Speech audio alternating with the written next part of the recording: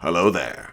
What is going on, everyone? Today they dropped Droidekas and BARC Speeder Unit expansions for us for Star Wars Legion. Now, this may not come as a huge surprise to everyone because, well, they're in the core set for Clone Wars Star Wars Legion. But now we get a little bit of a closer look at these units, and we get to look at their unit cards, and we get to look at the sculpts a little bit closer. Looks very, very cool.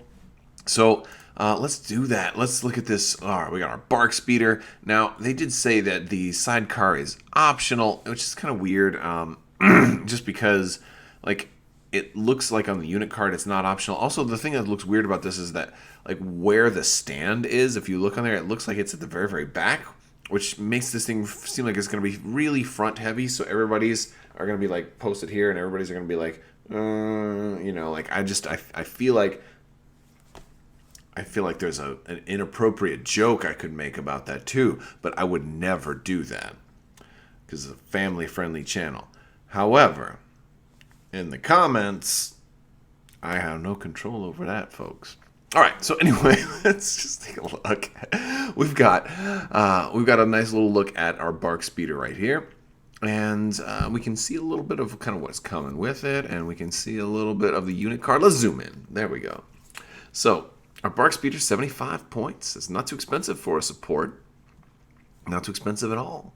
We've got like we've got a crew car and a comms that we can give to it.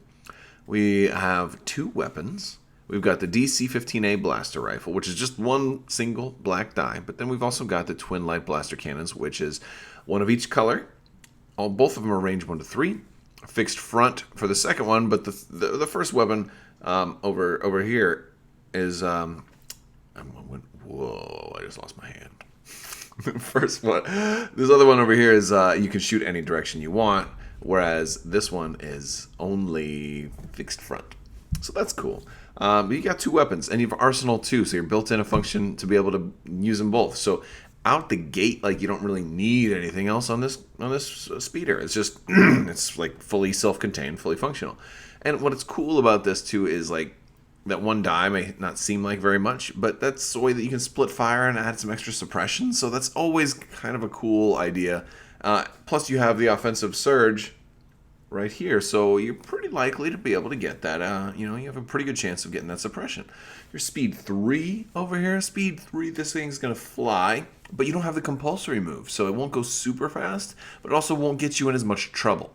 It's got a red defense die, no defensive surge, 5 health, only 1 unit in the mini though, so you're not like speeder bikes where you're gonna have 2 of them. You're not gonna be able to double that attack, so maybe a little weaker on the attack. But Arsenal 2 is kind of cool. You have cover 1 and speeder 1, so that much is cool. We can also see that we're getting we're getting a couple of options for our sidecar, which is cool. We've got an ion option, we've got an impact 2 option, and then we've got the twin laser gunner, which we can see a little bit clearly up at the top. Looks like that's, it's all very blurry, and I think it looks like it's either 10 or 16 points. I'm gonna guess it's 10, but that's it's an awful lot of dice if that's only 10 points. It might be 18 points too. It might be 10 or 18. 18 sounds a little bit more appropriate for 4 dice, 2 black, 2 with range 1 to 3. But it is fixed front and fixed rear, fixed front or rear, so it can shoot forward or backwards.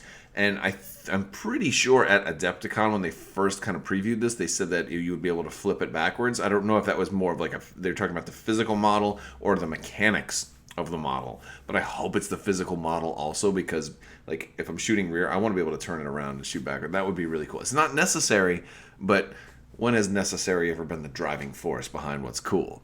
All right, so I think it'd be very, very cool to have. And we're also going to get the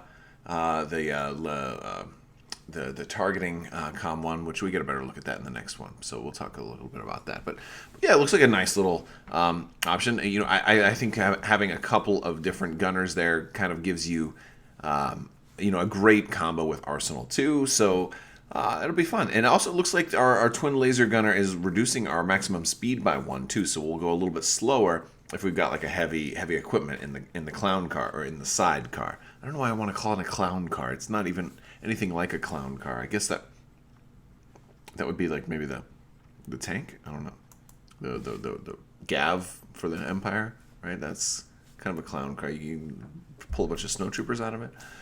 I don't know. We got our Droideka here, and we're gonna have two models for the Droideka. We're gonna have the regular one and the ball model. And I've seen some people mention like they're not super crazy about having two different modes or two different models, like because like you're gonna be replacing a model if they transform. I'm like, well, and I've seen a couple of really good things. Well, you can just put something in there, lock it in so it doesn't move. That's routinely done in X-Wing. But the better thing is if you're going to transform it into ball mode and roll out, just lock in your maneuver tool, but before you put it down, just put the ball mode at the other end and then pick that one up and take it off the board. So you never have to physically replace the model. You just, roll it in. You can do that too. I mean, at some point you might, but you're a little bit less likely to. So that's kind of cool. Our Droidekas look really good painted up. I'm excited about them. I hope they have like ball hinges so you can kind of, make them dance, but basically give them a little bit of customization with their posing. Maybe not, though. I don't want to get my hopes too high. They are getting a lot of shield tokens. They've got some of the new surge tokens, too, and you're going to get let's get a closer look at these guys. So there are two minis here. So when you see this cannon that's only 3 dice, well, you're going to probably double that if they're at full health and they're both done. So it looks like they cost 808 points. So that's your whole list right there, guys. But it was enough to stop Qui-Gon and Obi-Wan, so it'll be enough to stop your opponent also. No, I'm kidding. I think it's 100 points. I'm not 100% sure, but it might be 109 or 108 or something like that. Again, they're kind of blurry, made it a little small. Some people have better enhance abilities than I do. But, about 100 points. We've got only comm on there, so that's all we're going to be able to equip. So not a whole lot of clown cars to put on these guys. We do have AI attack or move, which is a little different than our B1s, right? So it looks like they'll have a lot more flexibility on their AI, so you won't be stuck having to shoot because you can now move. It looks like it'll still be a little bit harder to try and aim and shoot with them if you haven't given them an order. They have Generator 1, so during the end phase, they can flip one of their shield tokens. So they're going to have Shielded 4, so they're going to start with 4 shield tokens, which is really cool. The shield tokens are going to basically let you kind of lock in a block result. So that's cool. And they have wheel mode, and it looks like when you activate, you can choose which mode you're going to be, normal mode or wheel mode. If you go into wheel mode, I think you're going to increase your maximum speed because they're normally only speed 1. I think you're going to increase it by, it's hard to say if that's 1 or 2. So it would make more sense to me if you could increase it to speed 3. So if that's a number 2 over there, increase your speed by, I don't know if that's 2 or not. It would make more sense. But even speed 2 is still decent, but I feel like if it's only increasing your speed by 1, people probably won't do it as much because you also, you gain cover 2. And honestly, anybody who gains cover usually means they're going really fast. So I think wheel mode, it makes more sense that that number is 2 right there. So you're increasing your speed by 2. So that's going to bring you up to speed 3 when you're in wheel mode. That's what it looks like to me. Let me know if you think I'm right or not. But you can't flip shield tokens and you can't attack when you're in wheel mode. So your shields are off basically, and you can't recover them either. I guess, because you're flipping them when you recover, right? Again, I might slightly be wrong there, but that looks cool. And you can't attack. So again, pretty thematic, pretty much in keeping with Droidekas as we know. Very, very cool though. I like everything about the design of these guys. Just looks super, super cool to me. Looks like they're range 1 to 3, a red and 2 black per mini, so that'd be 2 red and 4 black. And it's a suppressive attack, too, so they're going to be dealing out lots of suppression.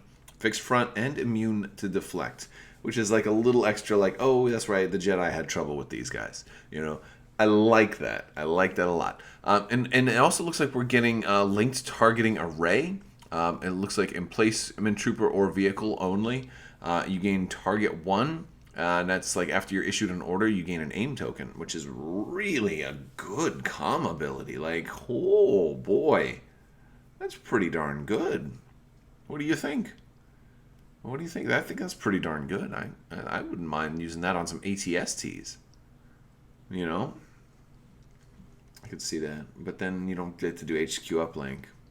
But that's half the price of HQ uplink, too. I don't know. I have fun with ATSTs. I don't think they're that great, but I have fun with them. But yeah, these things look great. I do want to talk about price, because to get each of these, that's going to be $50. The Droidekas are 30 and the BARC speeders are 20. I don't think you need to buy these. I mean, maybe some of these upgrades aren't going to come with it, but we're also supposed to be getting an upgrade card pack. And if it's anything like with the original Clone Wars core set, I mean, rather the original Legion core set, you didn't really have to buy all this stuff. Especially if you're on a budget. Now, if you just want extra ones, sure, go for it. But I think, honestly, the best value is just going to be to get an extra core set. If you wanted both of these, just get an extra core set. It's only $100. You're getting both of these.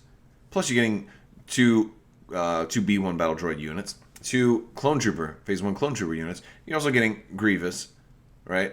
You're also getting Obi-Wan. You're also getting dice and movement tools and range tools and an extra set of cards. And maybe you'll want a second Grievous. Maybe you want to build 2 different Grievuses out and glue them in. It might be pretty hard to magnetize Grievous. I don't know. I'm not sure.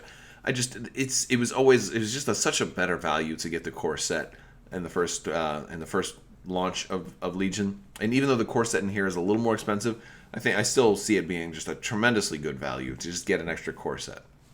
Absolutely the best way to go. Looks pretty cool. I'm excited, but I'm even more excited to get looks at stuff that we haven't seen yet.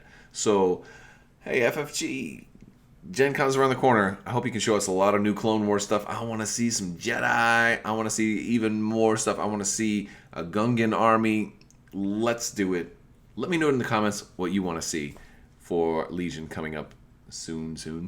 All right, guys, I want to thank you all so much for watching. Big thanks to my patrons on Patreon as well. You guys are awesome and definitely help keep this channel going. I want to thank you guys so much for watching, and as always, have a great day.